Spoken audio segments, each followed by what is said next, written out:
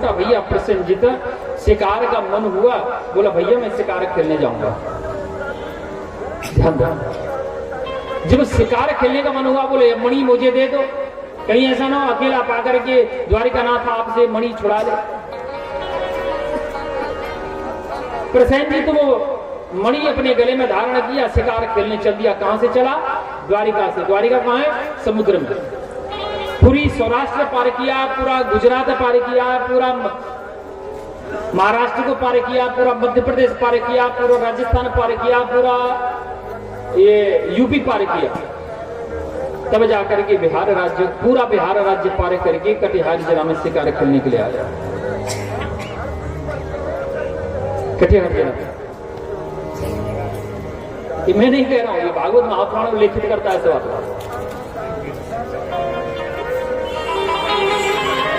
शिकार खेलने लगा तो एक सिंह ने, एक बाघ ने और जो है सब ये प्रसेनजित को मार दिया, खा गया प्रसेनजित को। एक गुफा से एक भालू निकल के आया। जब भालू निकल के आया तो भालू ने वो बाघ को मार दिया, इसीलिए आपके गांव का नाम बाघ मारा है। इसीलिए बाघ मारा, बाघ मारा नहीं है, बाघ मरा, असली शब्द बाघ मरा। यहां बाघ मर गया था इस जगह पर। किसने मारा था? आप दोनों ने? मरा था दुर्गा स्थान में। अच्छा, दुर्गा स्थान वाले मंदिर के पास इन्हीं की जमीन में मरा होगा। तो ये चीज जो है समाचार पहुंच गया द्वारिका तक कि प्रसेनजित की हत्या हो गई। ये सत्राजित क्या किया? सत्राजित भगवान को कलंकित कर दिया, भगवान को शोर मचा दिया, कलंक लगा दिया कि द्वारिकानाथ ने मेरे भैया प्रसेनजित की हत्या कर करके मणि को कब्जे में कर लिया है, छल से उनकी हत्या कर दिया अकेला पा करके। ये कलंक भगवान श्री कृष्ण को लग गया। कलंक जब लगा तो गोविंद दुखी हो गए। आखिर कलंक लगता क्यों है इंसान को? क्यों लगता? आपने कोई कार्य किया ही नहीं, उसका कलंक हमें लगा, क्यों लग जाता है? क्योंकि हम लोग गलती कर जाते हैं, और यही गलती द्वारिकानाथ ने की कि भादो के महीना में, भाद्रपद, भादो का महीना, कृष्ण पक्ष और चतुर्थी का दिन, कृष्ण भादो कृष्णा चौथ, जिसको कंजली चौथ कहा जाता है, कलंक चौथ कहा जाता है। और जो व्यक्ति ये कलंक चौथ के चंद्रमा का दर्शन करता है, जो कृष्ण जन्माष्टमी से 4 दिन पहले आती है, अगर उसका दर्शन करता है तो उस व्यक्ति को, स्त्री हो या पुरुष हो, उसको कलंक अवश्य लगता है। और यही गलती द्वारिकानाथ से हो गई। वो कलंक चौथ के चंद्रमा का दर्शन करते हैं, कलंक लगता। भगवान कुछ सैनिक लेकर के और खोज करते करते उसी स्थान में आए जहां बाघ ने प्रसेनजित को मारा। और देखे कि बाघ किसी मनुष्य के शरीर को खींच कर एक गुफा में लेके जा रहा है। वहां देखे गुफा के दरवाजे पे एक भालू के चरण पद दिखाई दे रहे हैं, भालू के चरण पग दिखाई दे रहे हैं। अब वो चरण पग गुफा के अंदर प्रवेश कर रहे हैं। भगवान कहे कि हे सिपाहियों, आप यहीं रुको, मैं गुफा के अंदर जा रहा हूं। अगर मैं 15 दिन के अंदर ये गुफा से अंदर बाहर आता हूं तो ठीक है, तो अन्यथा अगर 16 दिन हो जाते हैं या एक पक्ष निकल जाता है तो मुझे मरा हुआ समझ करके आप लोग द्वारिका वापस चले जाना। भगवान द्वारिकाधीश गुफा में प्रवेश किए। जब 15 दिन नहीं निकले तो श्री भगवान, ये सैनिक क्या किए, भगवान की समझ गए कि भगवान की हत्या हो गई। कन्हैया बोल के गए हैं 15 दिन में आ गया तो ठीक, नहीं मुझे मरा हुआ समझ लेना। तो कन्हैया 15 दिन हो गए, निकले नहीं है, 18वें दिन चल रहा है। तो श्री सैनिक जो है वहां से द्वारिका चले गए। द्वारिका में शोर मच गया, द्वारिका सारी शोक में डूब गई कि द्वारिकानाथ की हत्या हो गई, द्वारिकानाथ की हत्या हो गई। श्री नारद जी आए। नारद जी आकर के वसुदेव जी को कहें कि हे वसुदेव जी, आप देवी माता की जो है अनुष्ठान करो, देवी भागवत का आयोजन करो, आपका कल्याण होगा। श्री वेद व्यास जी के द्वारा श्री वसुदेव जी महाराज पहली बार श्रीमद देवी भागवत महापुराण का अनुसरण किए, उनको श्रवण किए और उसका परिणाम बहुत अच्छा निकला। अब चलते हैं गुफा के अंदर। अब गुफा के अंदर प्रवेश करो। कन्हैया गुफा में प्रवेश किए, वहां एक भालू रहता है। वो भालू कन्हैया को देखा, कृष्ण को देखा, द्वारिकानाथ को देखा और देखते ही मारने के लिए झपटा। उन दोनों के बीच में युद्ध हुआ और युद्ध जो है 27 दिन तक चला। भालू की एक एक मांसपेशी ढीली पड़ गई, नस नस टूट गई। आखिरकार 28वें दिन वो भालू हाथ जोड़ने लगा, बोले महाराज पहले आप ये बताओ कि आप है कौन? अगर आप साधारण प्राणी होते तो मेरी एक मुष्टिका का प्रहार सहन नहीं कर पाते, और यहाँ 27 दिन हो गए तुम मर नहीं रहे हो, पराजित नहीं हो रहे और मेरे सारे शरीर को तोड़ के रख दिया आपने, आप है कौन? तब भगवान नारायण गोविंद शंख चक्र पद्म धारण करके अपना चतुर्भुजी रूप दिखाए। वो भालू हाथ जोड़ करके नतमस्तक हो गया, शरणागत हुआ। बोले अगर आप वही हैं तो इस रूप से मेरी तृप्ति नहीं है, मुझे वही धनुष बाणधारी मर्यादा पुरुषोत्तम अयोध्यानाथ भगवान श्री राम का स्वरूप दिखाओ। भगवान गोविंद राम स्वरूप श्री भालू को दिखाए। भालू की प्रार्थना करने लगा कि लोकाभिराममल रंगधीर राजीव नेत्रम रघुवंशनाथ कारण्य रूपम करुणावकरतम तम श्रीरामं शरणं प्रपत्ते। वो भालू शरणागत हो गया। श्री रामचंद्र कृपाल भज मनोहरण भव भय दारुणम नव कंजलोचर कंज मुहुकर कंज पद कंजारण।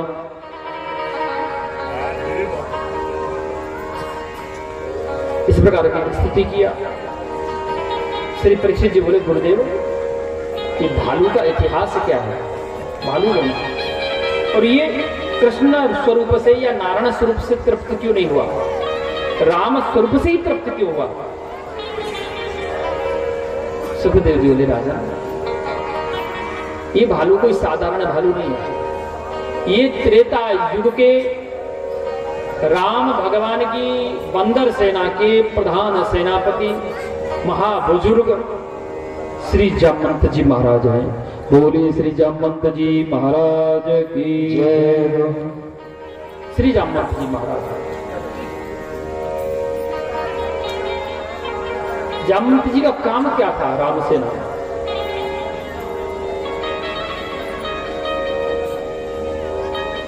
कई चीज देखो,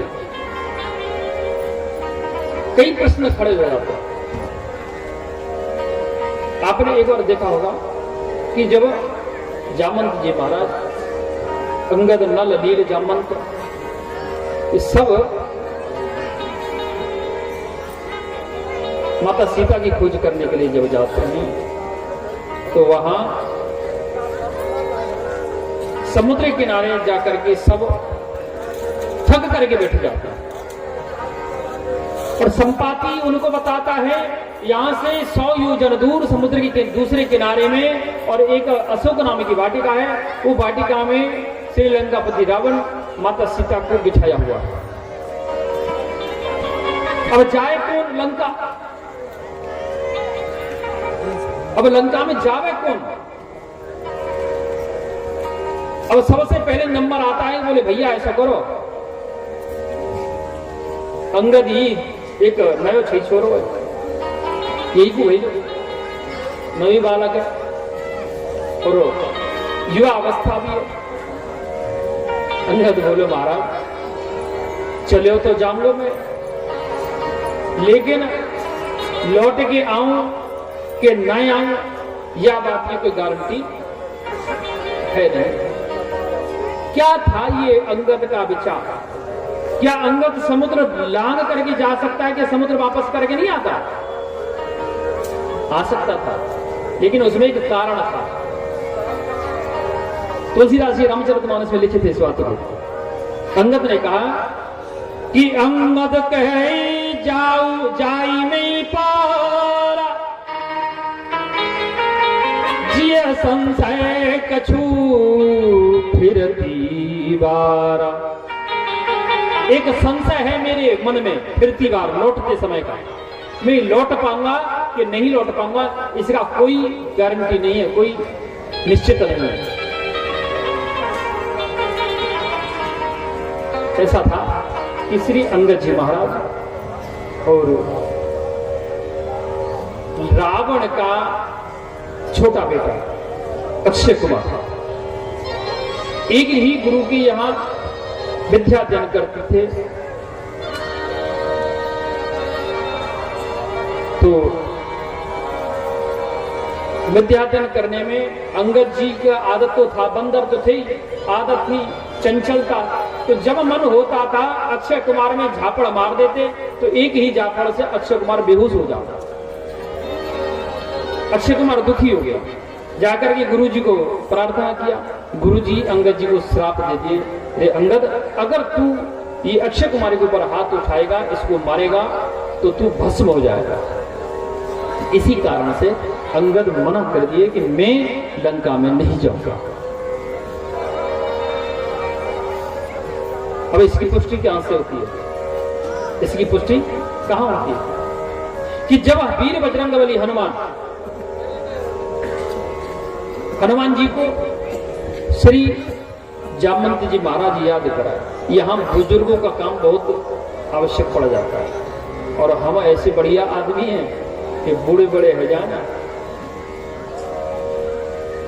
तो यही प्रार्थना करें कि जल्दी से जल्दी मर जाए तो जड़ जाए। या फिर अनिरुद्धाचार्य के वृद्धाश्रम में तो मैया तो चली जाएगी, लेकिन पुरुष बेचारों कहां जाएगा?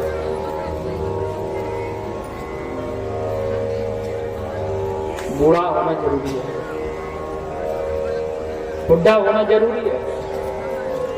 दरवाजे में जैसे घर में बूढ़ा नहीं हो ना, उस घर का कल्याण नहीं होता, याद रखना।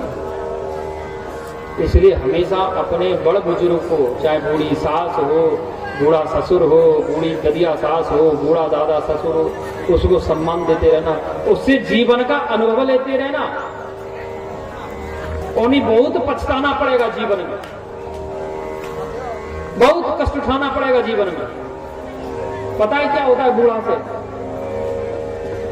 कि एक लड़की वाला अपनी बेटी के लिए लड़का देखने के लिए गया, दूल्हा देखने गया, और दूल्हा निश्चित हो गया, और लड़की वाला था थोड़ा नहीं ठीक ठाक, छोरा बारे नो कि मेरी छोरा की शादी है जाए कैसे करके। अब वो छोरी बारे ने शर्त रख दी, शर्त कर दी कि भैया देख, एक शर्त में मैं अपनी छोरी को ब्याह करूंगा तेरे छोरा के संग। बोले कौन सी शर्त है तेरी? बोले हमारी शर्त यह है कि पूरी बारात में ये सबरे जींस टी शर्ट बारे आने चाहिए, कुर्ता पजामा धोती कुर्ता बारो कोई ना हो, यानी बूढ़ो कोई ना आवे, वो सब जवान ही जवान आएंगे। छोरा बारे ब्याह करो नहीं करना, माने क्या करो कि माने कि ऐसा करो, चलो ठीक है, सही छोड़ी नहीं भेजेंगे, बालक नहीं भेजेंगे। तैयारी है गई, बारात दूल्हा निकलेगो, दूल्हा दरवाजे से काम से बाहर निकल रहा है, और नाना तो होते, नाना मानने वाला नहीं है वो, नाना होता ही है। नाना लठ लेके छोरा के घोड़ा के आगे ठाड़ा होगा, माने कि बेटा अगर ब्याह में मैं जाऊंगा तो शादी होगी नहीं, कि दुलाऊ की खोपड़ी फोड़ दूंगा, ये ना जाओगे फिर। मेरा नाम है नाना, सब चीज में ना है, हाँ काऊ चीज में ना। बोले अब ये नाना बराते बिगाड़े, बहुत ही समझाया, सबने नाना ने मना कर दी। बोले ना मैं जरूर जाऊंगा जैसे हो। बोले भले आदमी काय को छोरा कुआरो मर बावे, बराते लौटा दे, वो छोरी बार माने कह दिए कि बूढ़ो कोई नहीं आवे। बोले माने नहीं तो कहिए कि बूढ़ो ना दिखे भाई, तो चिंता काय कर रहे हो? ऐसा करो, जिस सामान जा रहे हो ना चढ़ावे को, 4 संदूक जा रही है, ट्रंक जा रहे हैं, ऐसा करो 1 ट्रंक और मंगाओ, 1 ट्रंक और मंगायो, पावे बैठा दियो, नाना ऊपर से लग गए तारो माने धर दो लाला या ट्रैक्टर में। 5 ट्रंक है गए, 1 ट्रंक में नाना और 4 ट्रंक में सामान। पहुंच गए गांव के बाहर, बारात रुक गई, भाग रोटी मिल गई। नाश्ता पानी मिलेगो। अब छोरी बारे को नाई आयो, बोले हाँ साहब, हमारे छोरी बारे की शर्त है एक कि बारात गांव में जब प्रवेश करेगी, जो जी नदी बह रही है ना, नदी बह रही मान जैसी तुम्हारी जी कोसी बह रही, गंगा बह रही, बोले जी नदी बह रही का है, तुम जितने बाराती आए हो या नदी में से पानी खाली करो और या में दूध बहाओ पानी की जगह पे। अब तो जितने पर जींस वाले हटकाए, टी शर्ट वाले सबने के तोता उड़ गए और बाने की है गो ब्याह। अब यानी एक और प्रश्न खड़ो कर खलबली मच गई, हे वाले भैया तुम कौन के चक्कर में पड़ रहे हो, चलो भैया दुल्हा ले चलो अपने घर वापस, है गई बारात, है गो ब्याह, आएगी दुल्हन, बने गो वंश, रिंदे छोड़ो चलो। एक जना बोले अरे पागल है गए, अरे वो नाना काय के लाएगा, चुपचाप नाना से पूछो। तो संदूक में सांस ले वो छेद कर रहा है क्यों? एक ने बाहर से कही, बोले नाना, बोले हाँ। अरे वो छोरी वाले ने तो एक शर्त और रख दी, बोले कहा, बोले वो नो कह रहे हो पहले या नदी में से पानी हटाओ दूध बहाओ तो छोरी की भामर दूंगो मैं, चलो छोरी को कन्यादान करूंगा। तो तुम पागल है गए, तुमने भांग खा ली है का? अरे बात जो कह दो को पहले नदी है पानी है, तू खाली करवा दे, दूध हम बहा देंगे। पानी तू खाली करवाए, दूध हम बहा देंगे।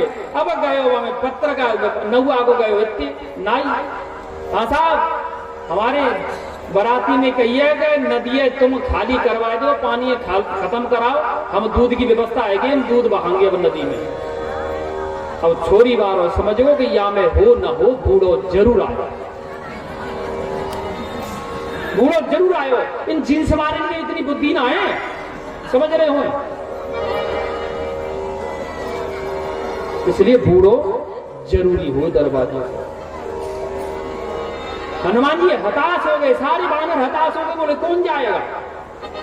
तब जामवंत जी ने कही कि पवन तनय बल पवन समाना, बुद्धि विवेक विज्ञान निधान। जब बालक संतान हताश है जाए, बोले अब मेरे बस की ना, बड़े बूढ़े के चिंता का ही कर लो, हम तेरे संग कर तो सही, पहले हार रहा, हार क्यों रहे हो, चिंता मत कर, जो होगा ठाकुर जी की इच्छा कर काम। बूढ़े बड़े उत्साह देते, उत्साह प्रदान करते। कवन सुकार कठिन जगमाई, जो नहीं हो तात तुम पाई, राम काज लगी तभी अभी तारा, सुनतई भयऊ पर्वत कारा। हनुमान जी भूल गए अपनी विद्या को, हनुमान जी को जामवंत जी ने याद कराया, इसलिए बुजुर्ग का सबसे बड़ा महत्व होता है।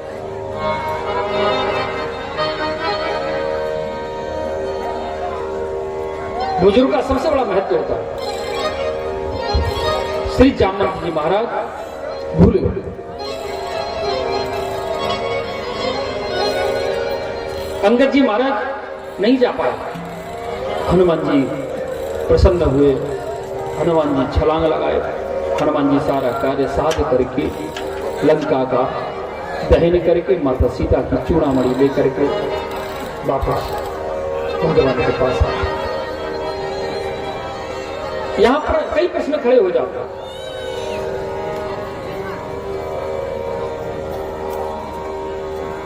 एक समय की बात है कि जामवंत ये राम रावण जब युद्ध हुआ, राम रावण युद्ध के बाद तो जब रावण वध हो गया, भगवान श्री राम लक्ष्मण हनुमान अंगद नल नील जामवंत सब जो है सभी बांदर सेना और समुद्र के किनारे बैठी हुई है, सब समुद्र के किनारे बैठ करके थक गए, सब अपनी अपनी प्रशंसा कर रहे। ध्यान देना, सब अपनी अपनी प्रशंसा कर रहे हैं। कोई कह रहा है कि मैंने 10 राक्षस मारे, कोई बेला मैंने 2 मारा, कोई 4 मारा, कोई 5 मारा, कोई 8 मारा, कोई 10 मारा, कोई 15 मारा, कोई 20 मारा, सब अपनी अपनी प्रशंसा कर रहे हैं। राम जी ने जाके जामवंत जी को पूछी, ले जामवंत जी आप कुछ बोल नहीं रहे, क्या कारण है? आपने कितने राक्षसों को मारा? आपने कितने राक्षसों को मारा? जामवंत जी बोले, प्रभु मैंने राक्षसों का वध नहीं किया, मैंने राम रावण युद्ध में युद्ध ही नहीं किया है। बोले क्यों, आप क्यों नहीं करना चाह रहे थे युद्ध? बोले प्रभु युद्ध किया जाता है अपने बराबर के बलशाली योद्धा से। बोले इसका मतलब लंका में तुम्हारे बराबर बलशाली योद्धा कोई नहीं था।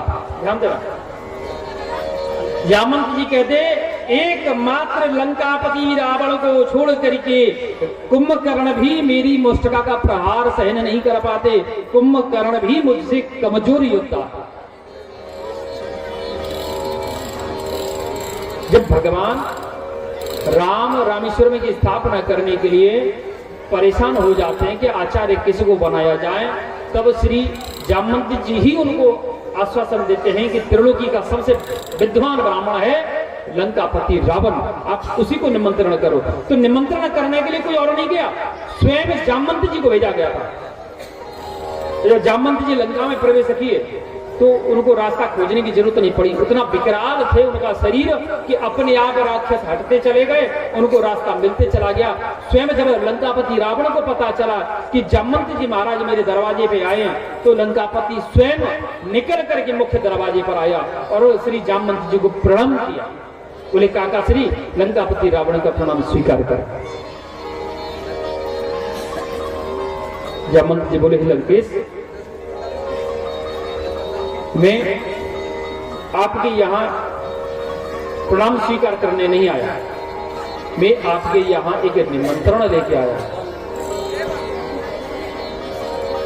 बोले काका श्री पहले आप अंदर चल करके आसन ग्रहण करो, उसी के बाद हम आपका जो है अनुरोध है उसको श्रवण करेंगे। तो श्री जी जामवंत को महल में अंदर ले गए, जामवंत जी को बैठाए, पैर पखारे, उनको बाल बहु कराए, उनका अभिनंदन किए। तब श्री लंकापति रावण कहा, हे काका श्री अब आज्ञा करो, आपका क्या आदेश है? बोले आज्ञा नहीं, हे लंकापति, हे ब्राह्मण पुत्र, हे ब्राह्मण त्रिलोकी ज्ञात, मैं अपने महाराज भगवान अयोध्या नरेश श्री राम की तरफ से आपको निमंत्रण देने आया, क्योंकि मेरे भगवान श्री राम लंका पर विजय करने के लिए रामेश्वरम की स्थापना करना चाहते हैं और हमारा आपसे आग्रह है, महाराज राम का आग्रह है, अनुरोध है, विनती है कि आप उनके प्रधान आचार्य बन करके उनकी ये रामेश्वरम की स्थापना को, प्रतिष्ठा को पूर्ण कराएं।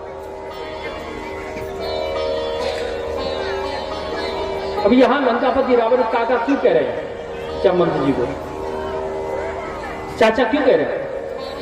क्योंकि लंकापति रावण के पिता महर्षि विश्वशर्मा और जामवंत जी महाराज एक ही गुरु के शिष्य हैं और दोनों परम मित्र हैं, इसलिए काका कहा।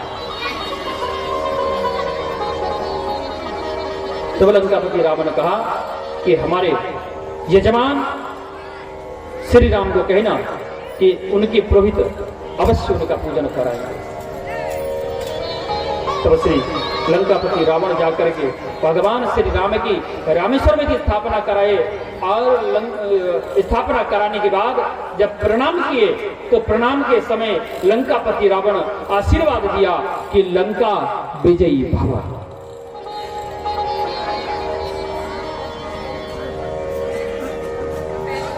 लंका विजय।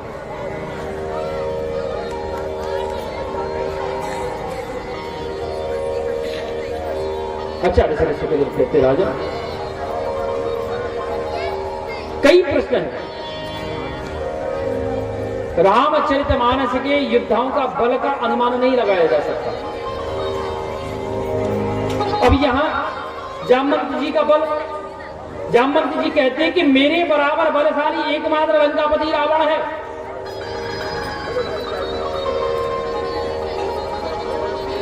इधर अंगद जब जाता है शांति संदेश लेकर के, जब लंका की पृथ्वी पर भगवान श्री राम पैर रखते हैं, सेतु बंद हो जाता है, जो है समुद्र पार करके लंका में जाते हैं, तो फिर श्री बाली और जामवंत जी की सलाह के अनुसार भगवान राम फिर एक बार पुनः शांति संदेश भेजते हैं और वहां अंगद को भेजते हैं कि अंगद जाएगा। अंगद जाकर के कह देता है कि जो सठ मम चरण सखई सठकारी मम चरण सखई सठटारी, फिर राम सीता में हारी। हे लंकापति रावण, अगर मेरे चरण को कोई हिला दे तेरे राक्षस सेना में, तो मैं अब भगवान श्री राम की तरफ से माता सीता को हार जाऊंगा और भगवान श्री राम को वापस यहाँ से अयोध्या ले जाऊंगा। सारी राक्षस सेना लगी, लेकिन कोई हिला ना सका, कोई हिला नहीं सका।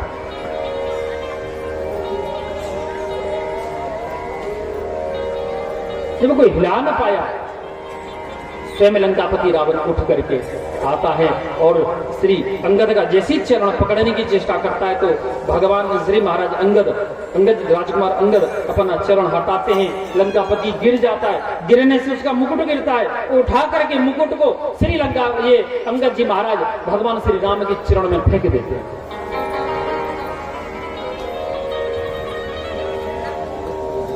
क्या कारण? मुकुट को क्यों फेंके?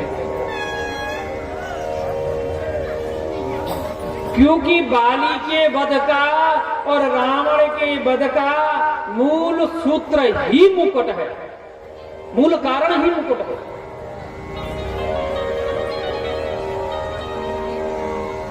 और आप भ्रम में पड़े होंगे, बोले महाराज जी कहां से कहां का था वो हमारा, है ना? क्या पता हम ब्रजवासी हैं, यारी करते तो अच्छी करते हैं और दोस्ती निभाते तो अच्छी निभाते हैं और दुश्मनी करते तो अच्छी करते हैं। निकल के जाना यहाँ से साइकिल लेके, अगर हमने पिक्चर नहीं करे अगला पहिया तुम्हारा, तो हमारा नाम ब्राह्मण देवता है।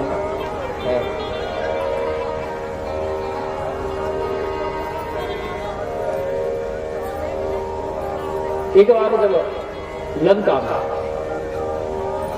ये अयोध्या भगवान श्री राम की घोषणा हो जाती है कि कल प्रातःकाल श्री राजा दशरथ श्री राम का राज्याभिषेक करेगा। ठीक, 7 दिन 7 रात के बाद माता कैकेयी को पता चला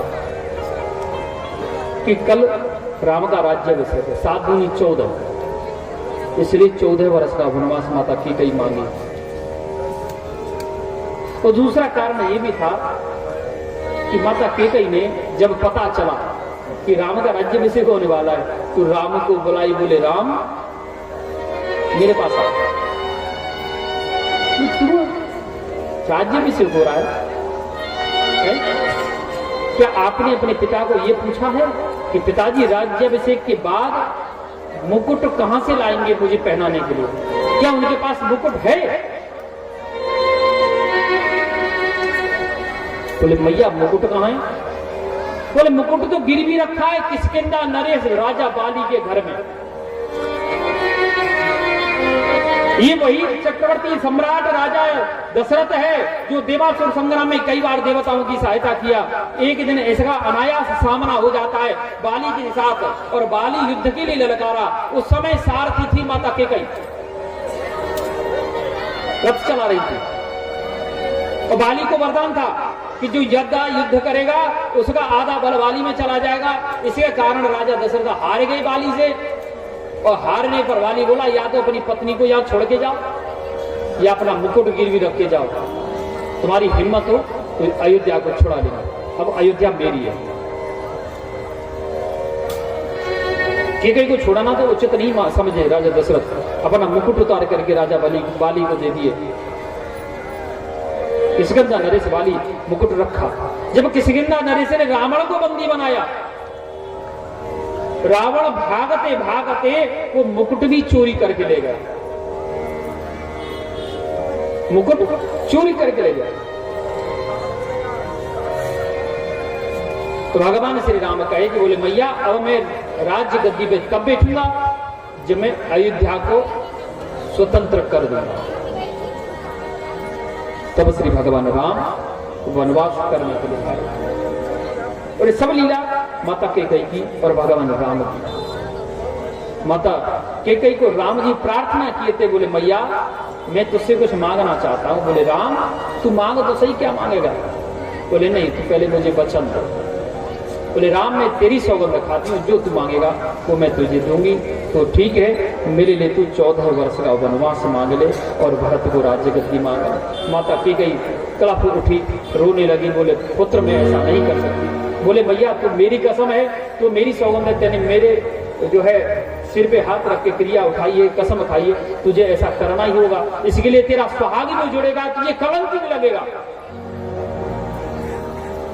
तब मैया कैकेयी ने कलंक लिया। भगवान राम जब बाली का वध किए, तो बाली मरते समय अपने पुत्र अंगद का हाथ जो है श्री भगवान राम के हाथ में दिया, कहा कि हे प्रभु इसे आप अपनी शरण में ले लो, ये आपके कार्य सार्थक करेगा।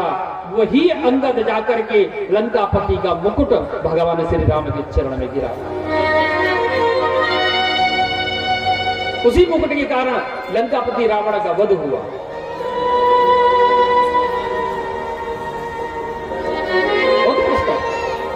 माता सीता ही मूल कारण थी रावण के विनाश का। ऋषि कन्या थी माता सीता। पूर्व समय में रावण ने अपनी पत्नी बनाने के लिए उनके केस पकड़ लिए। माता सीता ने, ऋषि कन्या ने केस को काट करके अपने आप को योग अग्नि भस्म कर दिया और श्राप दे दिया कि तेरे विनाश का मूल कारण में बना।